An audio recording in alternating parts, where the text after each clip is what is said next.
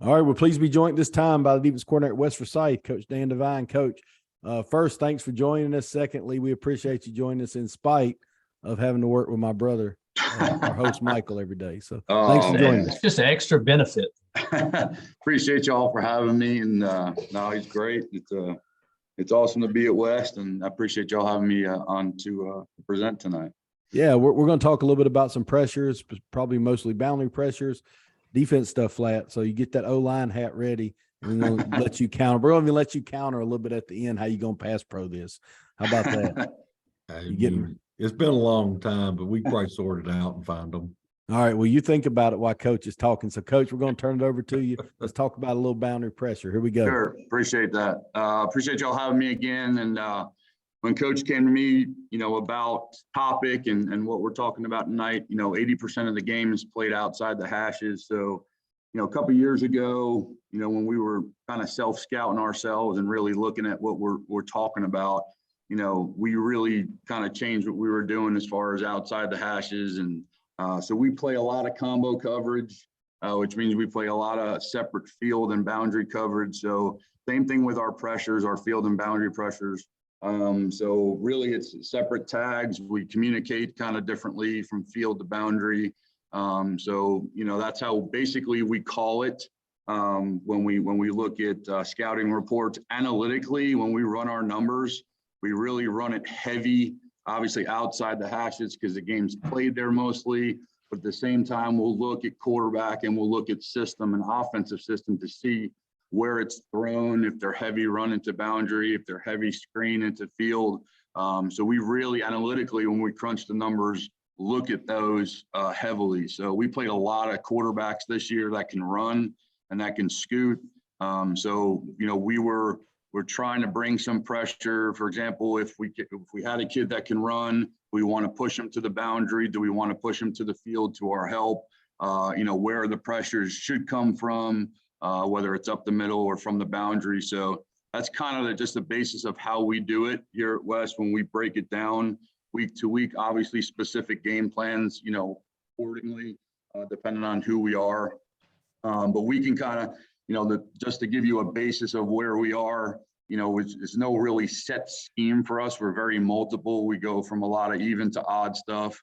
It was a 4-2 guy set for a long time. And then, we just didn't have the numbers defensive line wise the last year and a half to 2 years here at West. So we've been really odd, like 34 front, as far as schematically. So we could just, set ourselves up better across the front because we have, one less body, but we do move a ton. As Mr. Parker knows, we're not very big up front. So, our biggest kids are nose guard at about 225. So we move our guys a lot.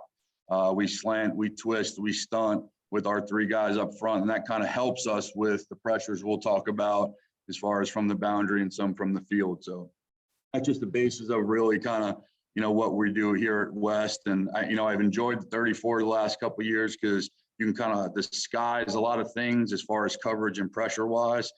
So we've had fun with that.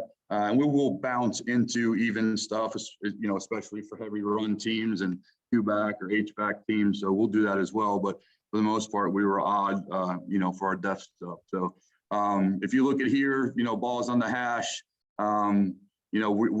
this is basically our claw kid, which will be our outside linebacker, and this is our will. So we're giving an exchange call here, and it's just an exchange call that they will give when we call this pressure. This is our worm pressure, so our will is going to come from the outside here, from the boundary, and they'll give an exchange call, knowing basically that they're basically switching jobs. So we're just really trying to confuse. Our kids did a great job this year of sugaring. We use that terminology when we want to, basically show stuff from the other side or show stuff from the inside and come from the outside. So we had really smart kids on the back end to be able to do that. So this is really our outside backer. So as far as coverage wise, this is what I was talking about as far as combo and split coverage. We're playing more of a 2 to the field and more of a 2-man to the boundary. We did that a lot this year because our back end was pretty good. So, we want to get this kid here, our claw kid, away from covering a kid like that as far as slots. So we give him help over the top behind him, and he knows he's got help. So it's more of a 2-man concept into the boundary. So they're kind of playing with it here. This is our worm concept where we're sending our weak side backer off the edge and basically just getting home. So we also want to confuse that tackle. For you O-line guys out there just trying to really just give us different eyes a look.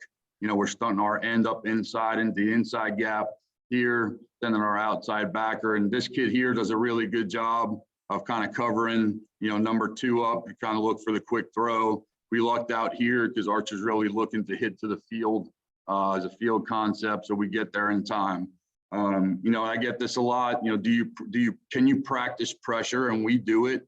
We put our kids on the clock on a stopwatch. You know, when we do pressure, you know, you say, you know, if you're our star, which is this kid right here, you have 1.5 to get there. If you're coming from the boundary anywhere outside, inside, you have 1.35, you know, whatever you want to put on that as a coach, you can.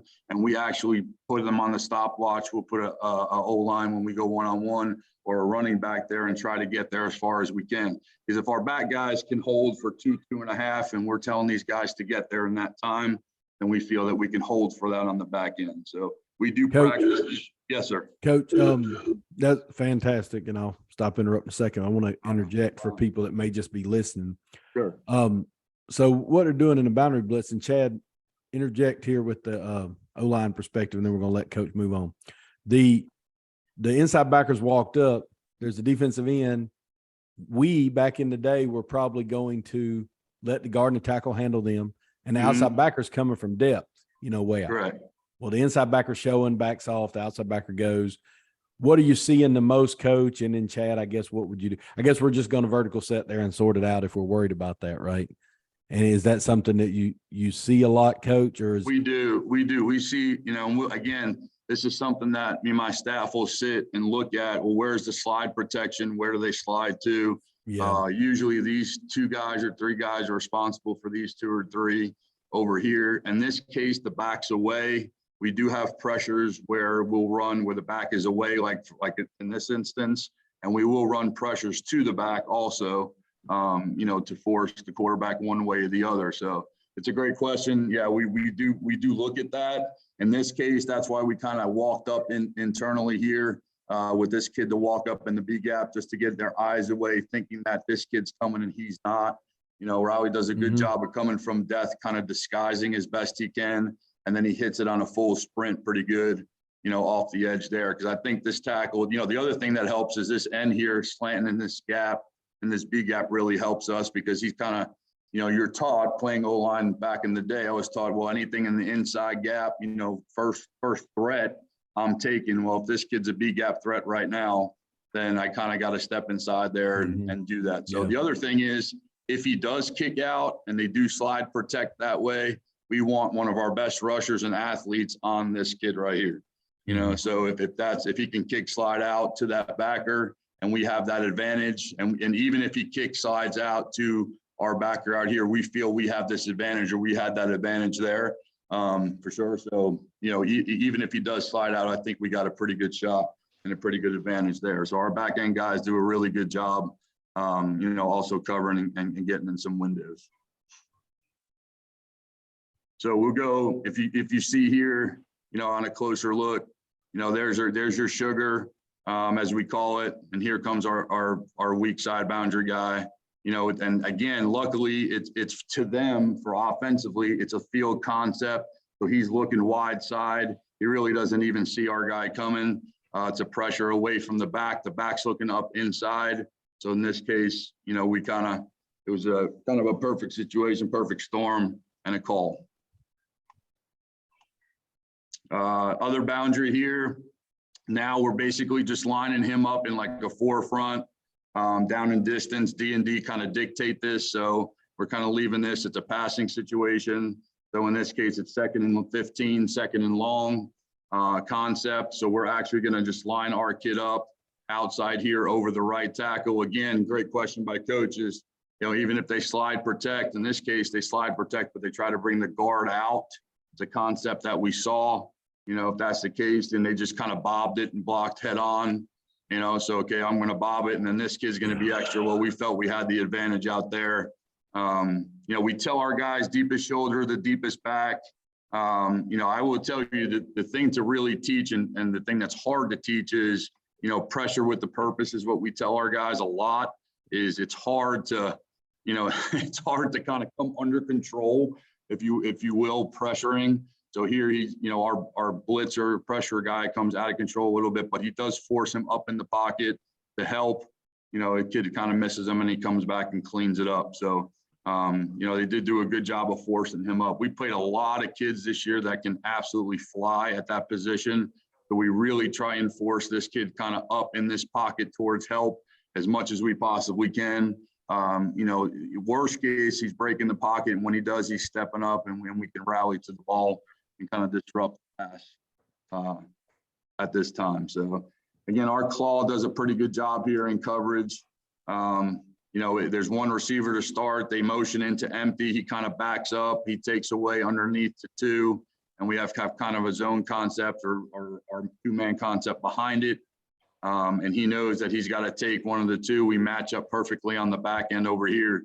So it works out pretty good for us. Give you guys a closer look here. And then, in this case, we just call this walk. Riley knows that he's physically just going to walk up. At this case, it's okay. I expect you to beat your guy, and we're really not even kind of sugaring we're just really showing it at this point. So, and does a good job on the back end. Chad, you want to be that guard would you want to be that guard that pulled out? And No, I mean, those guys are a lot better coaches than me, but I ain't a real big fan of that concept. Yeah, I meant when you were the it's a tough guard. concept. When you were the guard, would you wanted to have done that? I didn't like to pass pro when I was a guard in any concept we were trying to do, but I certainly don't like that idea right there. Yeah. So again, like schematically, if you see that in their bob concept across, especially in the odd stuff, and we knew that going in, we knew we'd kind of get an advantage on the edge regardless, whether 66 decides to kick out and 75 kicks and they slide protect, we still felt like we had an advantage with either this kid or this kid on the edge, Sure. That week, either way. So either way, we're in pretty good spot. That's the fair fight you want to take as the O lineman right there. At least let me take these four guys down and deal with that. But a down block's hard anyway. And that's tough. Yeah. That's tough. Chris always loves when I like to bring the quarterback up in pass protection. He always likes this, but the drop of the quarterback's really important too. Oh yeah, it depends absolutely. on what We're talking about defense today, Chad. I know, but it is like even when the two clips coaches shown that their problem. We're not critiquing their offense. There's some issues there. Yeah, yeah. Well, and the other, it's actually a great point because this kid, we knew we had to push because if he got outside. We knew we were done. It's over, right? We're not going to be able to run with that. So we tried to create this, and cup it as much as we possibly could, during this night. We did a good job of it this year, but, and just force him back up in here as much as we possibly could. So they did a good job on that clip. So this is a field one. And the reason why I put this on here is, we walk up and show boundary stuff. So we try to disguise as best we can here. And this is, again, it's more of a, we want to sugar this a little bit more. We were kind of robots this night, really, against this team. But we kind of want to walk one of these guys up here on the boundary to show a little bit more, thinking that boundary pressure's coming because we are a heavy boundary pressure team. And this is a night where basically we said, what, we do want to pressure where the back is, because of that, so we can get pressure there and cause it. Now at this point, we knew it wasn't like a few other weeks. He was a pocket kid. He'd stay in there for the most part, so we knew we can get kind of away with this pressure here towards the backside and towards the field side, and then the back end guys do a pretty good job. So we still stay single high. So we still have the single high safety look and help on the back end so he can help out. We're basically man comboing back over here to the field. So again, we are splitting our coverage, to field and boundary there. And we just do a good job getting home and kind of forcing a big turnover. So, the kid that just ran, that was really good at doing that, especially the running backs this year. It's kind of practice with it being a few-year starter, but I'd like to see a little bit more disguise, but I mean, he does a good job anyway, kind of getting home. So.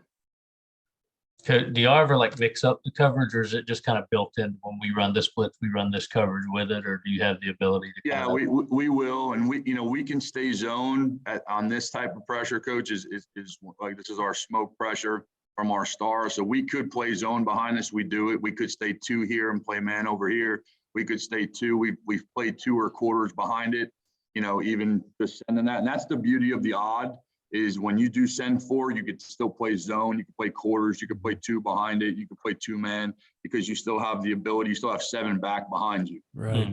So I think that's the good thing apart here. We rolled this coverage down here just to have the single high safety against this team, because we felt we could run with them a little bit, but again, we're lucky we got home. So we do practice a lot of catch man techniques. Like when we do this is our roll concept, because we roll down this way. Again, we would love for this to be the skies where he sits more back on the hash, like right about here, and then roll down while this kid kind of pressures off the edge. That would be great. The skies a little bit more, but we'll take what we can get, at times. But, they do a good job here on roll. So.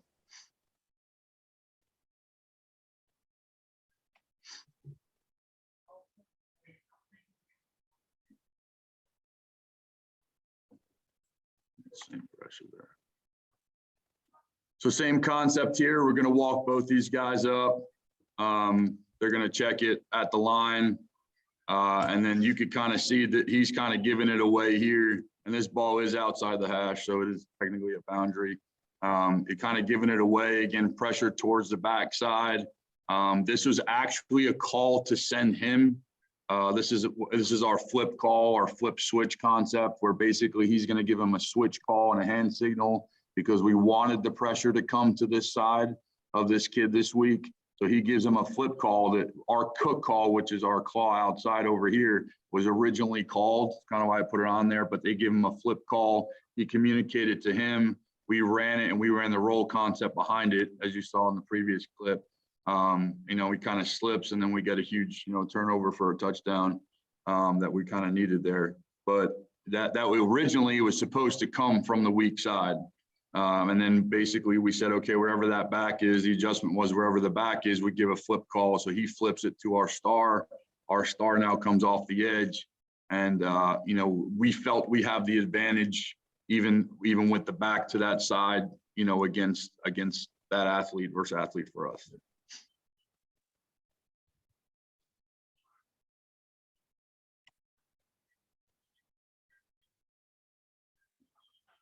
So this is our class. This is our class concept. So this is basically both our guys. Class is our claw out here and our star. So that's how we tag. I acronym everything on our defense. So our Will is going to know when they're tagged. Our Sam's going to know when he's tagged.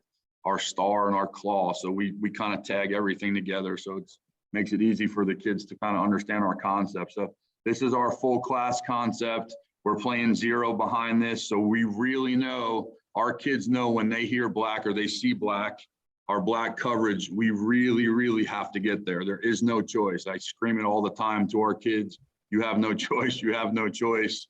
When we run it, we run a stunt up front here with it, which is our steam stunt, with our just to occupy this left tackle. And these offensive linemen are really good this year. So we basically had to come off the edge and try to kind of confuse them a little bit. And this was, towards the end of the game, they're on a game-winning drive, and we're trying to kind of stop the bleeding per se. And then we just called our class concept. Our 2 best guys are coming off the edge, and we just caused the turnover and a huge turnover to kind of win it. But so this is our class concept is both our guys off the edge. Now, usually, because we're sending 5 in this case, we are some sort of man or 0 principle behind it, just because it's easier to tag that way. Could we run zone? Could we run quarters? Sure. That gets these guys involved a little bit more. This team was a real run-heavy team also, so I wanted my inside backers more involved in it. So we just went 0 coverage with our class that night for game plan purposes, and we just got a huge turnover off.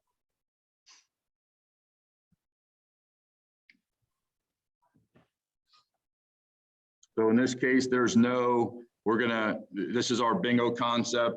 These two guys will bingo these. And when we say bingo, that means, first guy in, first guy out concept as we run on the back end of it. We're running that also to the field because they're a little bit more wider. So they're locked to the field. And basically they know that it's go time and they have to get there. And there was no really, okay, I'm going to sugar it or not. They're just going to line up on the edges and try and win the edge at this point and go. So the back is in pistol. So that gives us a two-way go. If the back was one side or the other, obviously these two inside guys would exchange it. And if the back would go, whether swing one way to the other, the inside guys would have to go with it. The class automatically tells these two guys that they're on and they're gone. So that tells them that we want them to pressure. The back will be bingoed with these two inside guys here. We lucked out because the back was in pistol and they were running kind of a counter boot concept in this case. So we kind of hit gold on that point. So if we get there in time.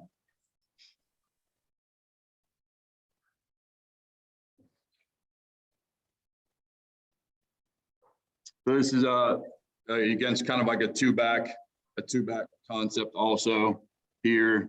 Again, this is a cook from the boundary, which is a claw. Again, he could do a better job of sugar in 21. There's a little bit better job here. We're taking our strong side DN right here. And what we told them all week was we want them to really run a smash technique and occupy this guy to get his eyes or his body to him to release this guy here. They're running boot behind it, which kind of ran right into it. So it worked out pretty good. We know they ran boot, out of that formation. So we're just trying to really tag it. So this is where we're walked down into a four-man concept because we walked our claw up because of the one receiver to the weak side. So again, this just shows it can be run out of a three or a four-man concept, four-man line, whether it's 4-2 or 3-4.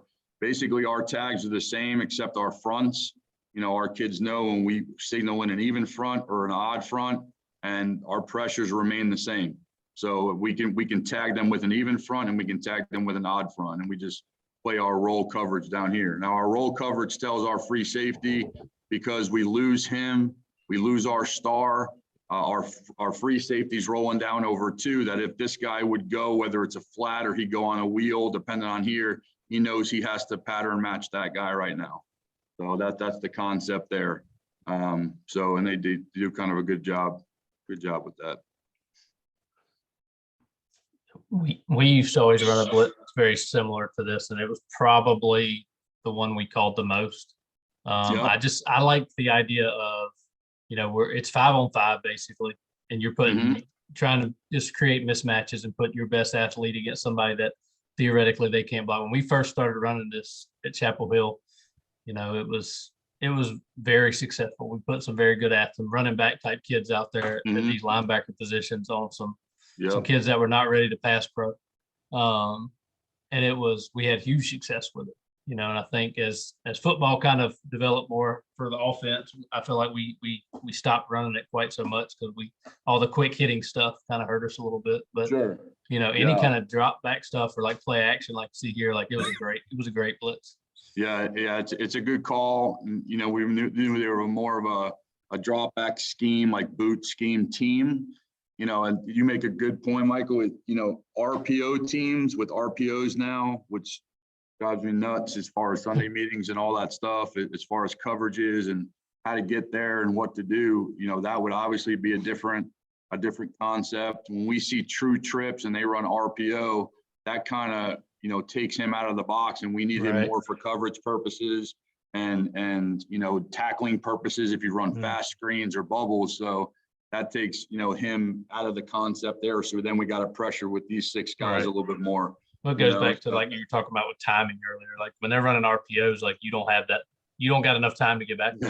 Like the guys from the edge, really, you could say maybe we would blitz from the boundary. It became way more, when I would say, early the 2010, 12 area, it was a lot of field blitzes. And as RPOs became a thing, we almost never blitzed from the field because we could never get there.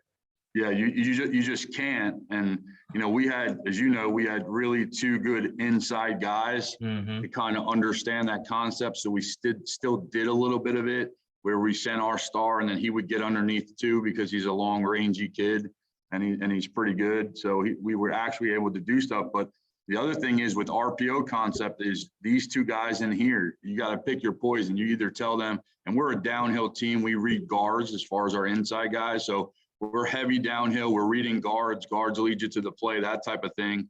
And in an RPO scheme, you know, these guys are straight downhill, and then, you know, here's your window, you know, back over here. So if you lose him and you lose these two guys, now you got your window and you got your, you know, your access to RPO. So it's just more important.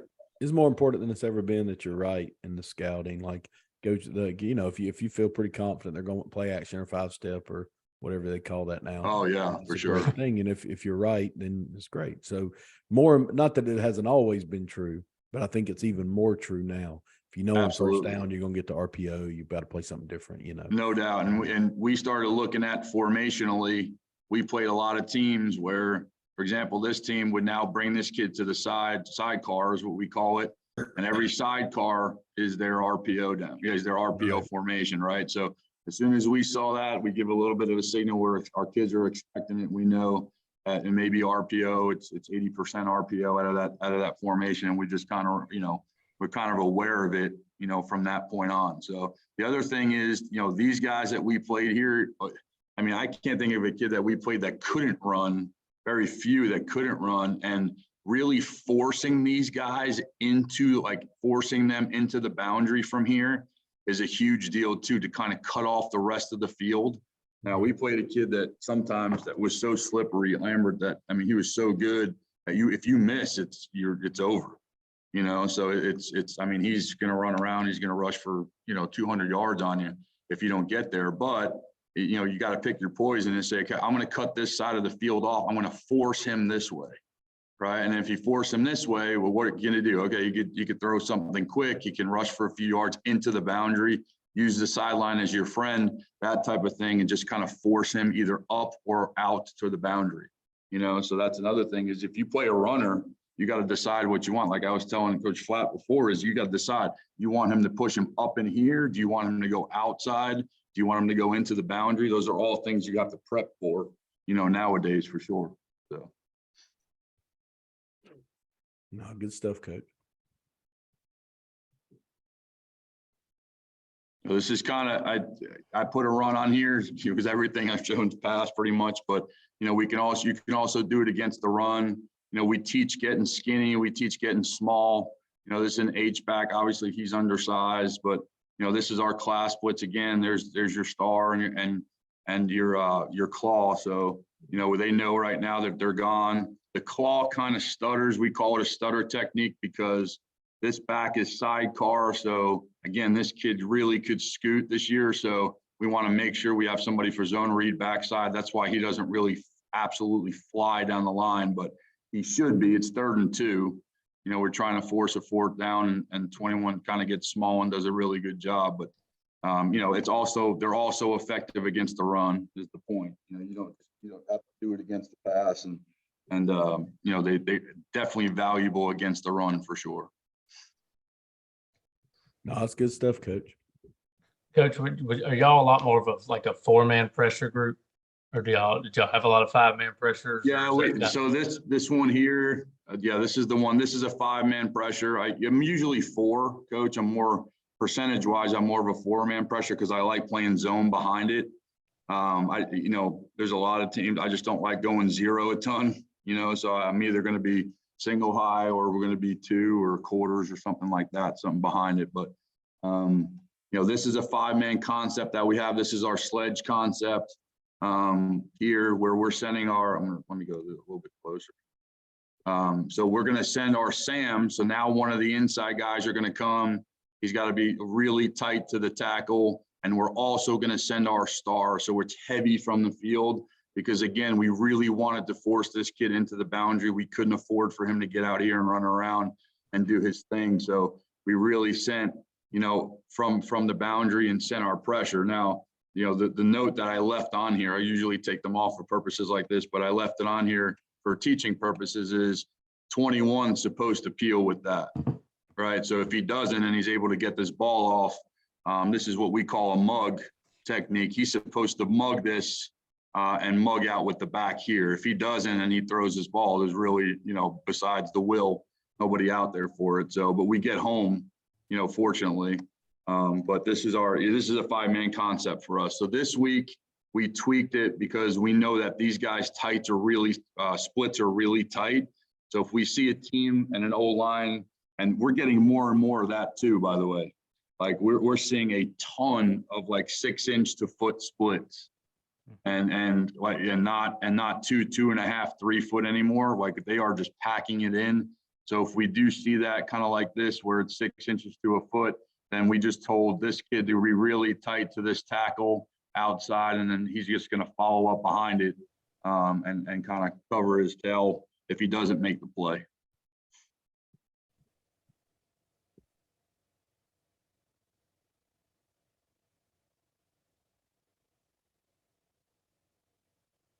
There it is again from kind of a deeper view.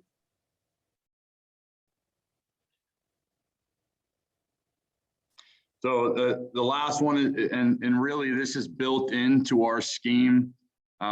This is more of, we call this our cage technique. And to your point before, you know, they're going to roll, here's your trips, and kind of makes quads with the back, with the tailback. This is what we call our cage technique. This is automatically built in for our Sam. As soon as he sees a roll, and this is where the odd front kind of helps you too, to give you the extra body, is we have enough bodies here. We're 3 over 3. And then with our 4th guy, our backside, our bench safety being the 4th guy back over here, cross reading, we really have enough in coverage. So we just tell our Sam to cage, and cage means as soon as he sees the roll, he's gone. So if you're going to roll and they're going to try and get this dude outside and get him in space, then we're going to try and cut that off and take that away. And he plants his foot and he goes right now. So we have our cage concept also when we talk about that. So, and that's built in, it's kind of built in from day 2 or 3 of spring. And it's when we see it and we see a rollout, then we try to smack it and we try to get it as quick as we can. Because, you know, I haven't taught it at some years, and this guy's in coverage kind of in la land, and he's trying to help out. And this kid is just rolling forever, you know, and then he either tucks it and rolls and makes a good gain out of it as far as with his legs, or, you know, he making something positive. So we're trying to stop that and stop it right away, kind of in his tracks. So yeah, we call that our cage technique. We did the inside backer go on sprint. If I was O-line coach, I would have been seriously upset with this running back. I would have seriously been upset with this running back. Yeah. I'd have been a lot better coach if we'd had Raleigh out there too. That number 11. He's not too, number 11 ain't too bad, I can tell you that. Yeah, don't Chad, you need to quit critiquing people's offenses. Chad's trying to see how many people he can get angry tweeting him. That's fine. I'm cool with that. I bet they were mad at the running back too. Yeah. That would have been one heck of a collision. Oh, I'm not saying you still wouldn't have won, but at least it'd have been a chance out there. Yeah, exactly. Right. And coach, that's actually a really good point, because if that running back's going out there to try and block him, what we tell him is to take his outside shoulder to try and stop momentum. And worst case, he's stopping the roll to where he's got to turn back up in here now, and whether he runs or stops to throw it. So it's actually a great point and great question is, you know, we really just have to stop that momentum as he's rolling.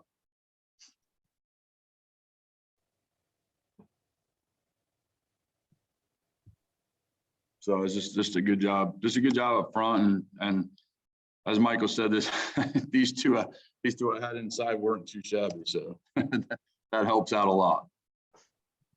Yeah, that makes a difference. It's okay. Everybody's got players at 7A, so you ain't really got a choice. Yeah, that's right. No doubt about it.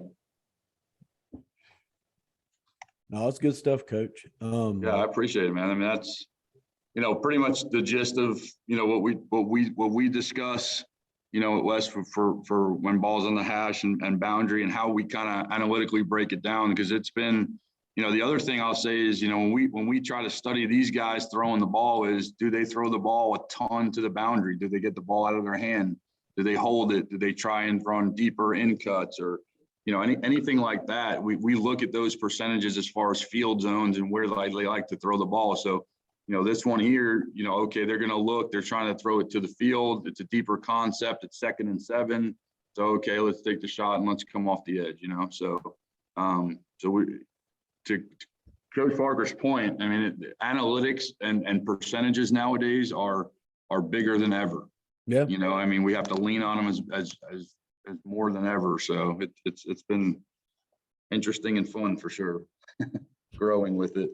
Absolutely. Well, Coach, I know West Forsyth plays pretty good defense, and appreciate you taking some time to show us some of that stuff. And you guys do a good job. We wish you the best. And I wish you the best putting up with Michael every day. Oh, thank you. That's just one of the many joys of working at West Forsyth. Yeah. Hey, I get to see that face every day. That's right. That's right. No doubt about it. Coach, you did something wrong in life. I'm sorry. My punishment, right? Yeah. Correct. Coach, we appreciate it, man. Appreciate you guys having me. I really do. Thank you. All right. Take care. Coach. Have a good night. You too.